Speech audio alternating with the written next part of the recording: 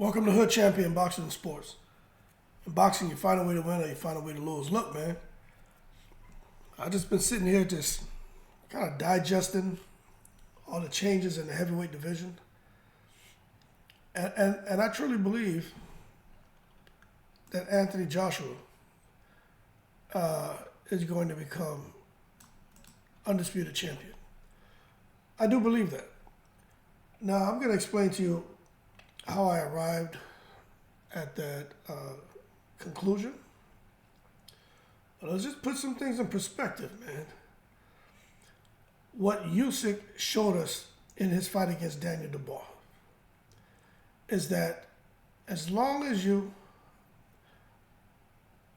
and Anthony Joshua showed it too, he just didn't do enough. If you're letting your hands go, you can have success against Usyk. You can't let Usyk think. You can't, and you definitely can't give him a big ring. But you can't let him think too much because Usyk will just, outbox you, out-technique you, out-skill you. But what we know about Usyk, AJ showed it to us, but he didn't do it enough, as Usyk doesn't like shots to the body. I did a video about that, just talking about all the different instances since Usyk was an amateur to a pro, to where he got hit in the body. And he just has, the way he reacts is like he gets hit with a gun, or like someone's shaking him or shooting him, There's something about his midsection that's not right. I'm telling y'all right now. That's why I said, Usyk must have irritable bowel syndrome because as soon as you touch him in the midsection, it's like he's shitting himself, But Daniel Dubois had a lot of success. But then the referee was there, after Dubois hurt Usyk to the body. I get it with the belt line, and he hit him kind of on the belt. That's a low blow, and it's supposed to protect the intestines. No, he didn't hit him in the testicles. Yeah, I know he didn't hit him in the testicles, but Usyk was acting like he got hit in the goddamn testicles. And Usyk even said at the end of the fight how he got hit in the balls. And he was trying to justify the low blow. But anyway, man, I ain't going to get into that because I'll get off track here and I'll get pissed off because that was all bullcrap. But the bottom line is, what Usyk showed us is that maybe he's losing a step a little bit. Because Daniel Dubois he did better than expected. But Usyk hit him with some stuff and just put Daniel Dubois down. Now, Tyson Fury. He and Usyk are about to fight. But just like I feel Usyk showed us that he's slowing down a little bit for Daniel Dubois to have the success he had against him. Well, Tyson Fury looks like, and I haven't heard one person disagree with me about this. Tyson Fury and Deontay Wilder took a pound of flesh out of each other. They hurt each other very badly. And when you look at Tyson Fury and how he performed against Ngannou, I do think Tyson Fury could have gotten in better shape. I don't think he had a good training camp. There are other things that could have played into Tyson Fury, why he looked the way he looked. But that being said, when it comes to Tyson Fury and when it comes to Usyk, I'm just not sure just how much is really left in the tank for those guys. Now, we're going to see how they look when they face each other. Who's going to win that fight? I honestly don't know.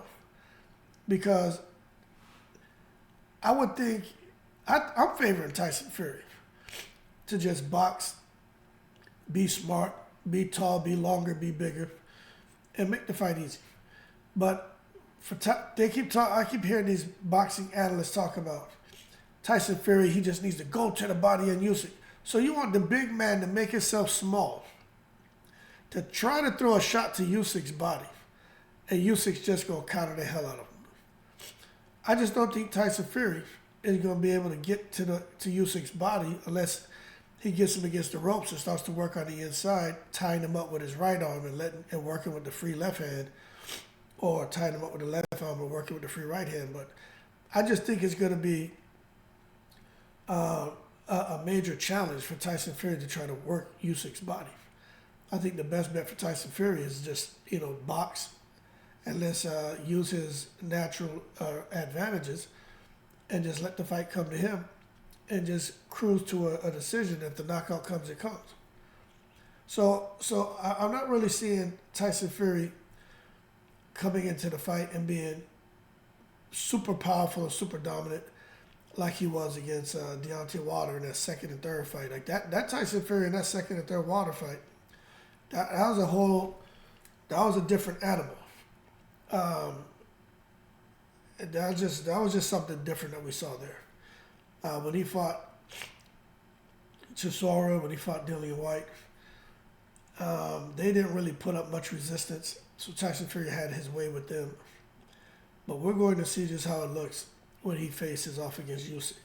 I have a feeling if Tyson Fury, if he comes in that ring and he looks like the Fury who fought Wilder in that second and third fight, Usyk going to have some problems. But we probably need to stop and ask, what the hell is it this man did between the Ngannou fight and the Usyk fight for Fury to come in the ring and just do a complete 180 as far as his speed, his power, his conditioning. What the hell did he do? All right.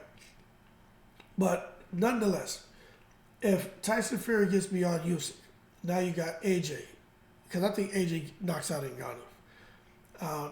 Now you got AJ versus Fury. I think AJ will beat Tyson Fury. I do. I don't think Tyson Fury is going to be able to grab him, put his body weight on him, and all that. Anthony Joshua bigger and stronger than Deontay Wilder. Anthony Joshua smarter than Deontay Wilder in the ring. Anthony Joshua, if you try to grab Anthony Joshua and wrap up your arms around his neck to pull him close to you, Anthony Joshua is going to bend those knees and dip and throw an uppercut and throw hooks. Anthony Joshua is a great inside fighter. So that shit that Tyson Fury was able to get away with on Deontay Wilder, he can't do that with AJ at all. Jabbing with him and everything else, Deontay Wilder is not the best jabber. He had a good jab, but he didn't know how to throw his jab and get his head off the line. He would just be right there to get hit. And Deontay Wilder wasn't good at measuring distance and range. So Tyson Fury was able to just, have his way with him. But Anthony Joshua is a different beast. And I think Anthony Joshua, as far as his jab and everything, I think he's more powerful. The big right hand he hits just as hard as Deontay Wilder. So I just have a feeling Anthony Joshua, he doesn't just beat Tyson Fury. I think he'll knock out Tyson Fury. I do. I understand. Tyson Fury has a good chin. I'll give you that. I agree 100% with that. I think Tyson Fury is an outstanding fighter, but I just think if he and AJ were to fight right now, we got to see how Fury looks. But I just think AJ gets those guys. I think it's meant for AJ to become undisputed. Him having a rematch with Usyk, I hear people saying all kind of crazy stuff. Well, Usyk is his father, or Usyk is his daddy, or Usyk is this and that. No, man, Usyk, he got beat by Dubois. All right? It is what it is. And you can't tell me this AJ, and I'm not just going off his last performance against Wallen. What I'm saying is he had 2 fights with Usyk. And he fought the second fight wrong. They had the right plan, but he didn't do everything the corner told him. Because their thing was go to his body. But he was scared to do it because he was afraid of getting hit. But this Anthony Joshua doesn't seem to be too afraid. And he knows the mistakes he made. He knows where he needs to capitalize. And when he did let his hands go, he had great success against Usyk. But one thing that he needs to make sure, if Usyk just happens to beat if he ends up in the ring with Usyk for Undisputed, and they fight a third time, right? Anthony Joshua has a step to him. Usyk already knows Anthony Joshua's big and strong. And I just don't think Usyk is Usyk's 100% anymore. I just don't think that. Usyk has been extremely active. He's fought a lot. He's been busy. He's stressed. Family situation, the war. I think this is the opportunity for AJ. It could have been Wilder, but Wilder, I think Wilder's just totally fallen off now. and nothing wrong with that. Everything he wanted to accomplish in boxing, he's done. He's chilling. So I don't even want to include Wilder in any more conversations. But for a guy like AJ, it's not even Joseph Parker or no one else, but for Anthony Joshua. He knocks out Ngannou. Anthony Joshua is one step away from fighting for the undisputed distinction. And I do believe he'll win that fight. And whether it's Usyk or Fury, I just think Joshua gets him. Too big, too strong, too fast. And he's got Ben Davidson right there, that's the person he needed in his corner, in his ear. He didn't need Derek James. He needed to be with people he was comfortable with. At the end of the day, he's from the UK. You know, the culture in America and in Texas, let me tell you something, especially in Texas, right? Out there in country ass Texas, Dallas, Texas, that ain't really the place for AJ, because AJ, this is what happened out there. He had imprisoned himself with the boxing lifestyle. Go back to the little place they were renting, sleep, eat, wash clothes, go train. He never went out and about. He never did anything. And you got to enjoy what you're doing. And I just don't think AJ was enjoying anything that he was doing in Texas. And even with the training, with a guy who's trying to change your style, you know, it just wasn't working. Inside the gym, outside the gym. So AJ coming back to the UK, friends, family, culture, and then Ben Davidson, who's, he, like Malik Scott, talks a lot about film study. But Malik Scott, obviously, he's still got a lot of work to do. Ben Davidson showing you proof is in the pudding of what Ben Davidson can get done. Because that first fight with Tyson Fury against Deontay Wilder, Tyson Fury looked phenomenal. Tyson Fury moved on from Ben Davidson for whatever reason. But Ben Davidson, when he's in a fighter's corner, his fighters win. So I think him and AJ and the game plan to put together for Francis Ngannou, I think it's going to be magnificent. I think people are going to be shocked at how he knocks Ngannou out. And then when he goes on to fight for the undisputed distinction, I think people are going to be shocked at how he wins that fight. And he'll be back on top of the world. And Eddie Hearn is not going to know what to do with himself to have AJ as an undisputed champion. Eddie Hearn, Jesus Christ, man. I'm laughing right now just trying to envision how Eddie Hearn is going to be acting. You will never, like, he doesn't shut up already, but Lord have mercy, you'll never hear the end of it if old AJ goes out here and clips somebody. Now, when you take a look at AJ, 27 wins, 24 knockouts, 3 losses. One of those losses was by KO. That's Andy Ruiz got him. The man has damn near 90% KO ratio, 6'6", 82-inch reach.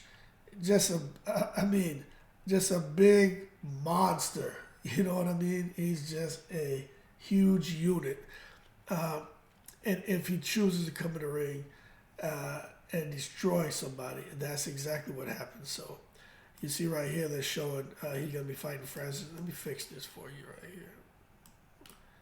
You see right here, he's going to be fighting Francis Ngannou on March 8th. He just beat Wallen. He fought Helenius Franklin and Usyk a couple of times and Pulev and Ruiz. So the good thing about old AJ is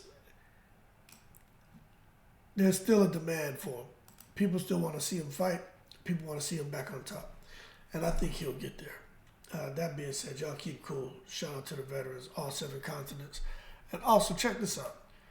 Y'all see this right here underneath? It says Box Pro in the red, the little red box. And you come down, division rating, but come down where it says VADA. It has that green check mark. So that tells you Anthony Joshua's been doing VADA testing. Anthony Joshua's clean. And that is great to see these guys' profiles, that they're clean. Jamel Miller did bring up something that's a little bit weird, talking about how these guys have all these exemptions when it comes to taking testosterone and different things. They get the doctors to write them a prescription. and then they can, as far as when it comes to testing, blood and urine testing, if they pop hot for something, then it'll basically just be waived because the doctor wrote a prescription, and they're saying that's how a lot of these fighters get away with taking low levels of steroids, and HDH, and different things, because they have the doctors write them a bogus note, basically just giving them a get out of jail free pass for cheating. But I don't. That's something I got to dig into a little bit more. But what I will say is, when Gerald Miller was attacking Anthony Joshua and talking about how he was taking testosterone and shit like that, they didn't say anything. AJ didn't say nothing. Hearn didn't say nothing. And to this day, they haven't said anything. So it makes me wonder, right? What the hell's going on here? But maybe it's like, hey, some things don't need to be said and don't need to respond. That could be the case, but I just find it odd that nobody's really had nothing to say about that. But nonetheless, Anthony Joshua, I think he will become an undisputed champion. We just gotta wait and see. Y'all keep cool. I'm in the breeze.